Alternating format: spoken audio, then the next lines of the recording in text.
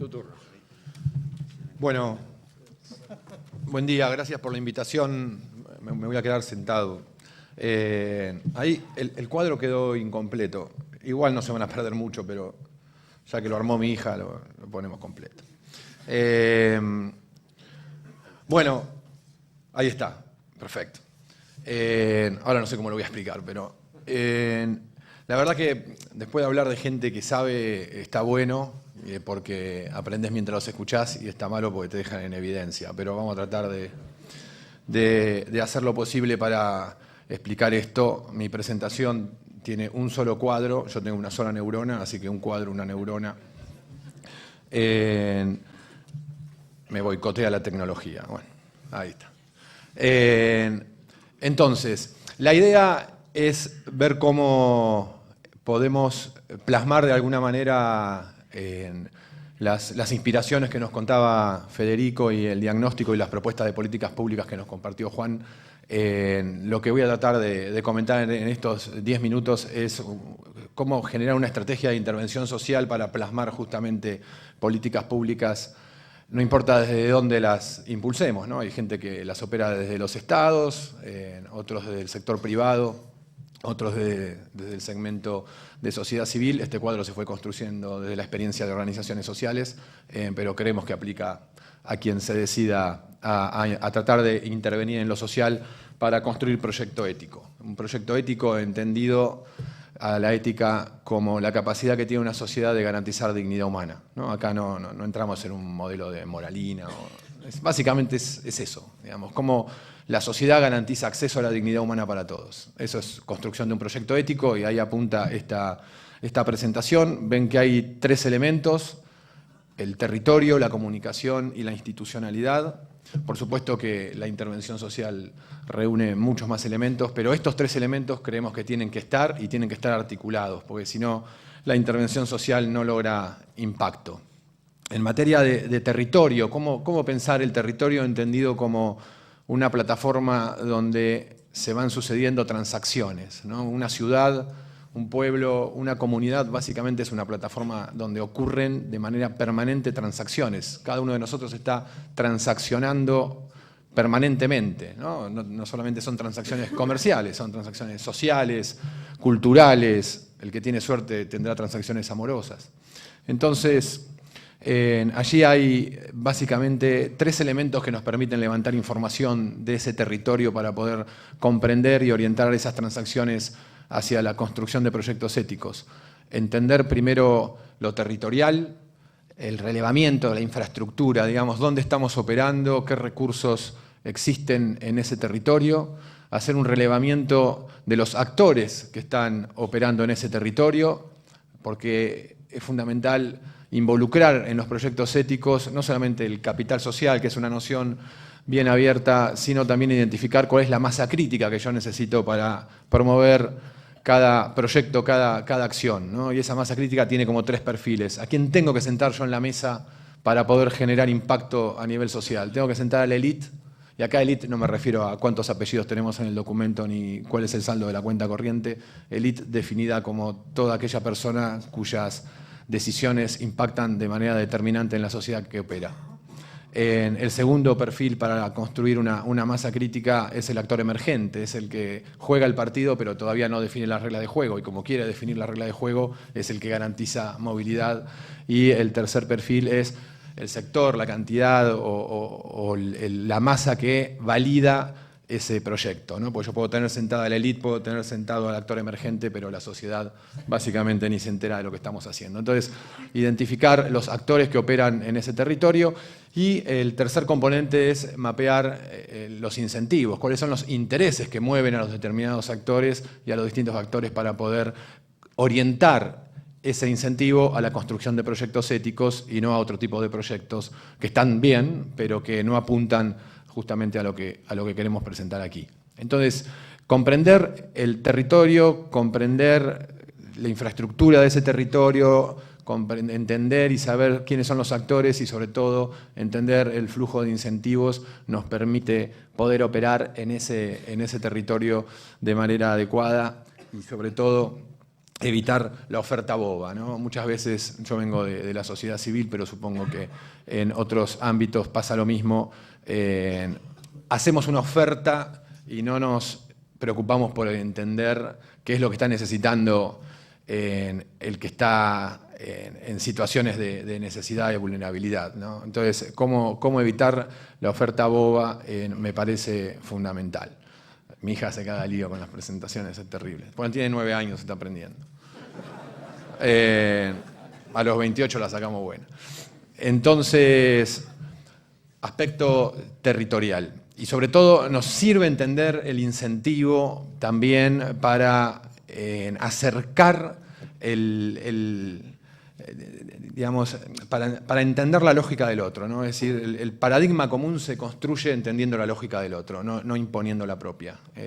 Y muchas veces la sociedad civil juega de mozo, ¿no? Es decir, ¿qué pasa con el mozo? Que está bárbaro ser mozo, pero el mozo, es decir, si vos querés entender la lógica del otro y que alguien coma tu menú, o tomás la cocina y cocinás vos y la gente que está en la mesa come lo que vos cocinás, o te sentás a la mesa, ves que come el otro, pedís cosas ricas vos y van construyendo un menú común. Ahora, si jugás de mozo, o servís lo que cocina el cocinero o servís lo que pide la mesa. Y muchas veces, por no entender la lógica del otro, terminamos jugando de mozo. Yo tengo una anécdota que después se las cuento con el filósofo contemporáneo Aníbal Fernández, que estuvo buenísima.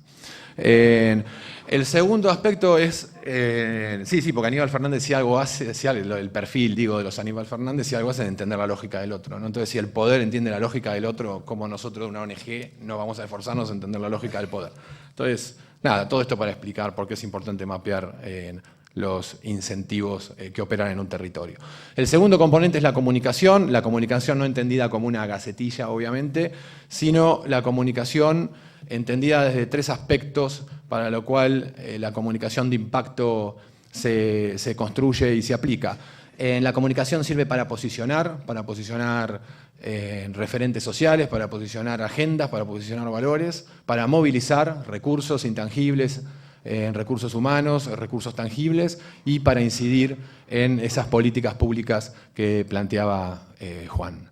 ¿Por qué es importante incidir en políticas públicas? Porque básicamente la política pública lo que genera es de producción y distribución masiva de bienes públicos, ¿no? Y en gran medida el proyecto ético se alcanza cuando la sociedad genera calidad en sus bienes públicos, ¿no? Porque son los bienes que masivamente llegan a la sociedad. Un bien público no es aquello que administra el Estado, ¿no? Un bien público es todo aquello que está a disposición de todos en igual cantidad y calidad. Una plaza es pública porque tengas una fortuna o seas el homeless que duerme ahí, recibís la misma calidad de servicio. Entonces, de alguna manera, es la entrada para construir proyectos éticos. Entonces, comunicación como un instrumento de movilización, de posicionamiento y de incidencia.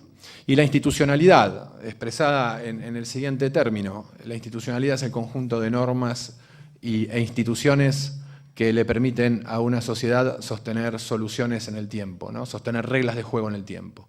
Me quedan 5, me sobran. Entonces, nunca hablé tanto.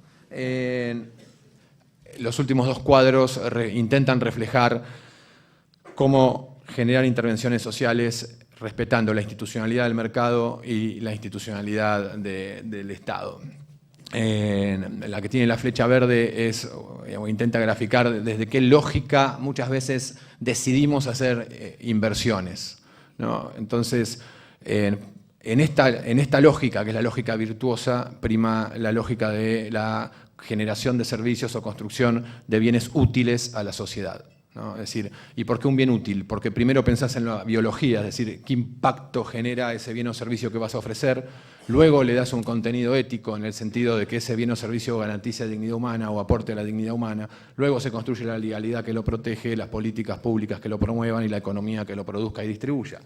Lamentablemente, las lógicas muchas veces de producción en la actualidad es justamente la lógica inversa, porque nos alejamos del bien útil y nos concentramos en el bien rentable. Entonces el bien rentable básicamente se construye desde la lógica inversa. Primero pienso en la economía, luego impulso políticas y el marco legal que proteja. Si eso genera dignidad humana, no me importa, pues la idea es maximizar ganancias y ese es el impacto, finalmente el impacto que ese bien o servicio tenga en el planeta me importa mucho menos, pues de vuelta la idea es maximizar ganancias a cualquier costo. Entonces, si queremos construir proyectos éticos y bienes públicos de calidad, recomendaría que tratemos de esforzarnos por seguir esta lógica de construir bienes útiles a la humanidad. Y el segundo recuadrito, que es algo nuevo, que si lo destruyen ustedes, yo prometo no utilizarlo nunca más, intenta graficar la institucionalidad de la democracia, combina dos ejes. El eje horizontal refleja el Estado, un Estado en marcos de institucionalidad, con leyes fuertes, instituciones fuertes, y el de abajo la parainstitucionalidad, ilegalidad, corrupción, etc. Y los dos ejes verticales tratan de graficar a la sociedad, una sociedad fragmentada, dividida, una sociedad empática, articulada, etc. Entonces, cuando se cruza institucionalidad con sociedad fuerte y articulada, se generan las condiciones del Estado de Derecho y tenemos la democracia como proyecto ético, en los términos que lo definíamos antes, una democracia que garantiza dignidad humana. Cuando tenemos institucionalidad, reglas de juego, pero una sociedad fragmentada, sin capacidad de incidir en las políticas públicas, tenemos una corporativización de la sociedad, por lo tanto tenemos una democracia como proyecto moral. Ustedes saben que la moral es una cuestión de poder, ¿no? Los que se organizan definen la regla de juego. Hasta el año 1813 en Argentina era moral tener esclavos. Entonces, acá, en esta conjunción de institucionalidad, operamos dentro del margen de la ley, pero tenemos sociedad sin capacidad de incidir, el que se organiza primero impone la regla y esa regla va seguramente dejar afuera a un buen segmento de actores. Cuando tenemos organicidad, pero ya la sociedad opera en marcos de ilegalidad o corrupción, tenemos cartelización y la democracia se convierte en un proyecto de delito, ¿no? Es decir, se organiza el delito y opera o para capturar el Estado desde adentro o para infiltrarlo desde afuera. Quedan 2 minutos y un solo cuadradito, así que buenísimo. Y cuando operamos en marcos de corrupción e ilegalidad, pero además tenemos fragmentado hasta el delito, tenemos megacorrupción, que hay todo un desarrollo ahí que después lo podemos contar, y la democracia se convierte en un proyecto de impunidad, ¿no? Vengo yo, mato a él, que maneja porque tiene más poder, vengo yo, que tengo la impunidad, lo mato, manejo la sala, entonces después viene otro que va a tener más impunidad, me mata a mí, es México, básicamente. Entonces, ¿cuál es el gran desafío que tenemos como sociedad civil? Básicamente, en una democracia y en las democracias modernas, estos 4 modelos de democracia conviven. Por lo tanto, el gran desafío es cómo se organiza la sociedad para ensanchar el plano del Estado de Derecho y se restrinja las capacidades de la parainstitucionalidad y en los poderes corporativos. Entonces, básicamente hay 3 conceptos más ahí puestos. Paradigma común ya lo expliqué. Brecha, me parece que tenemos que corrernos de la lógica de lo sectorial, que es la zona de comodidad en la que opera cada uno, y empezar a pensar en el concepto de brecha. La verdad que a mí me parece que justamente viniendo del tercer sector, me parece una aberración definir a la sociedad civil como tercer sector, porque justamente es el no sector. Por otro lado, veo desde el punto de vista operativo 2 plataformas claras en sectoriales de trabajo que pueden ser el mercado y el Estado. No veo una tercera plataforma de la sociedad civil. Lo que sí veo es una sociedad civil con capacidad de operar en las brechas que hay entre el mercado y el Estado y en las brechas que hay dentro del mercado y dentro del Estado. Entonces, me parece que de la capacidad que tengamos de operar las brechas podemos construir proyectos éticos. Y el último concepto, poder difuso. Lamentablemente, la mayoría de las organizaciones se muestran y tratan de venderse desde su poder real. El poder real es limitado, entonces todo lo que se puede medir se puede neutralizar. Entonces, si yo quiero generar impactos en la sociedad, me parece que hay que empezar a moverse del poder difuso, es decir, es un poder que no es propio, y como no es propio no se lo puede medir, y todo lo que no se puede medir no se puede neutralizar. Entonces, la incidencia de la sociedad civil no viene del poder real, que es absolutamente limitado, sino que viene de la capacidad de construir poder difuso. Por lo tanto, aquí termino. Me parece que era esto, compartir una estrategia de intervención que de alguna manera le ponga una plataforma a los inspiradores que compartía Federico y a los diagnósticos y propuestas de políticas públicas que compartió Juan. Así que aquí queda agotado este cuadro y queda agotada mi neurona. Gracias.